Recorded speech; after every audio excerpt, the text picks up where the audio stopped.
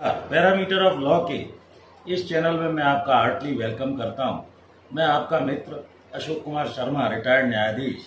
इस चैनल पर विभिन्न कानूनी बिंदुओं को वीडियोस के माध्यम से स्पष्ट कर रहा हूं। आज का एक महत्वपूर्ण विषय है जो कुछ मित्रों के द्वारा यह पूछा गया है कि सेक्स वर्कर्स के इंडिया में क्या राइट्स होते हैं, उन्हें क्या अधिकार विधिक रूप से प्राप्त हैं। इस विषय पर मैं प्रकाश डालने जा रहा हूँ।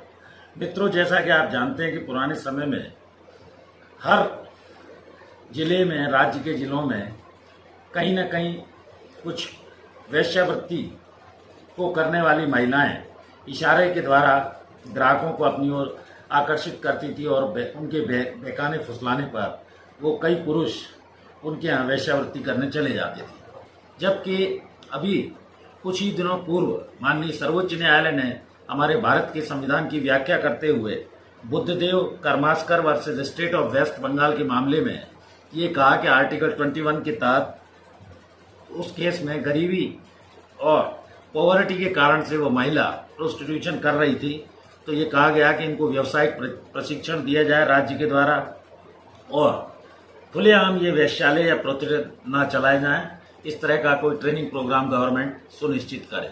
अब जहाँ तक ये प्रश्न है कि रोजी रोटी के लिए इस तरह के व्यवसाय को करना क्या लीगली वैध है, तो इसकी स्थिति यह है कि प्रत्येक व्यक्ति को कॉन्स्टिट्यूशन के आर्टिकल 21 में जीवन और दैहिक स्वतंत्रता का अधिकार भारत के संविधान द्वारा दिया गया है और ऐसे सेक्स वर्कर्स को माननीय सर्वोच्च न्यायालय द्वारा Buddhadev Karmaskar versus state of West Bengal के मामले में ये निर्णित करते हुए सामाजिक रूप से सेक्स वर्कर्स को इस प्रोफेशन की मान्यता यद्यपि दी गई है, लेकिन उसमें पुलिस को हस्तक्षेप वैसे नहीं करना चाहिए, लेकिन सभी जगह पुलिस द्वारा हस्तक्षेप किया जाता है क्योंकि उन व्यक्तियों को भी समान रूप से जीने का अधिकार है। अब जहां तक उनके इस प्रोफेशन का सवाल है, समाज में हर प्रकार के वर्ग जैसे मजदूर वर्ग मजदूरी का काम करता है, दिमाग से काम करने वाला नौकरी पेशा है, या अन्य जो भी व्यक्ति है अपनी रोटी रोजी के साधन को कमाने के लिए भारत के संविधान में व्यवस्था है कि फंडामेंटल उसका ये राइट है।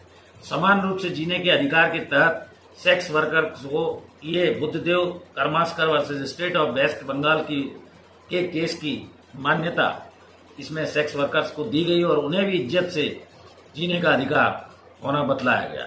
महिलाओं के अलावा ट्रांसजेंडर्स भी इस प्रोफेशन में उतर गए और लेकिन हमारे इंडियन कानून के अनुसार इमोरल ट्रैफिक एक्ट 1956 की धारा 2F के अनुसार प्रोसिक्यूशन को यह अधिकार दिया गया है कि पुलिस उनके विरुद्ध इस तरह का कोई खुलेआम अगर इशारा करता है, इस तरह का प्रोफेशन में उतरता है, तो उसको वो प्रोसिक्यूट कर सकती है। आईपीसी में भी धारा 372, 373 में बाल वेश्यावृत्ति पर रोक लगाने से संबंधित है और पूर्व में लिमिटेड और विदेश से आयात किसी तरह की महिला बच्चों को किए जाने पर भी प्रतिबंध है। प्रतिवर्ष लेकिन भारत में लगभग 12 से 15 हजार बच्चे महिलाएं बाहर से लाए जाते हैं, 40,000 बच्चों का अपहरण भी हो जाता है, ऐसा एक सर्वे रिपोर्ट में बताया गया है।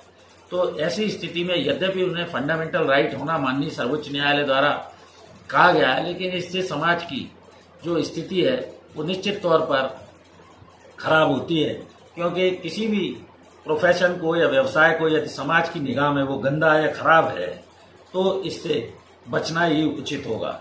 मेरी राय में गरीबी या पॉवर्टी की वजह से यद्यपि उन्हें जीवन के अधिकार को आर्टिकल 21 के तहत लाइफ एंड पर्सनल लिबर्टी को माननीय सर्वोच्च न्यायालय द्वारा मान्यता दी गई है, इसका मैं तहे दिल से आदर करता हूं।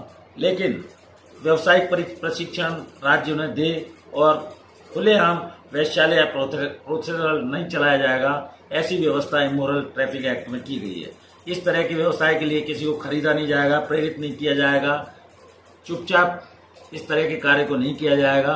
किराए पर सेक्स वर्कर्स की कमाई के लिए अगर कोई व्यक्ति ऐसी कमाई करता है तो वो जीना भी उसमें अपराध बताया गया है। सार्वजनिक स्थानों से 200 मीटर की दूरी पर इनको रखा जाएगा। इन तरह के लोगों को खरीदने पर, तस्करी का बंद करके रखने पर भी प्रतिबंध है।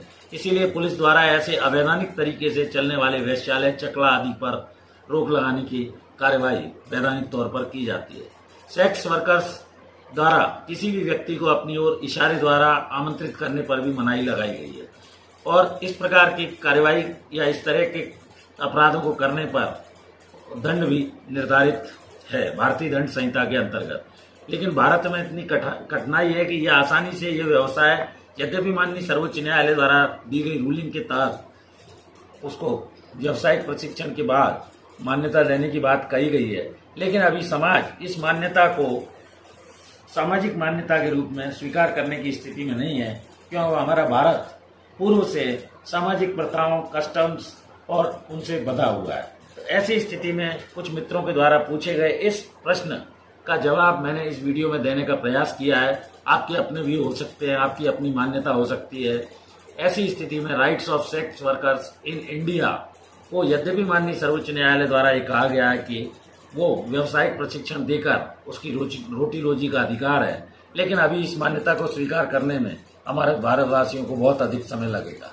इस वीडियो में यहीं तक। रोज मैं प्रतिदिन आपका मित्र रिटायर्ड न्यायाधीश अपनी अनुभव और समझ के अनुसार नए नए कानूनी विषयों को स्पष्ट करने का प्रयास कर रहा हूं। यदि ये मेरा वीडियो आपको अच्छा लगे तो आप इसको लाइक शेयर करें। यदि चैनल पर नए हैं और अभी तक आप चैनल सब्सक्राइब नहीं किया है तो इस चैनल को सब्सक्राइब कर लें। इस चैनल को सब्सक्राइब करने से आपके कानूनी विषयों की जानकारी निश्चित तौर पर बढ़ेगी। आपकी जानकारी, कानूनी जानकारी में वृद्धि होगी, ऐसा मुझे विश्वास है।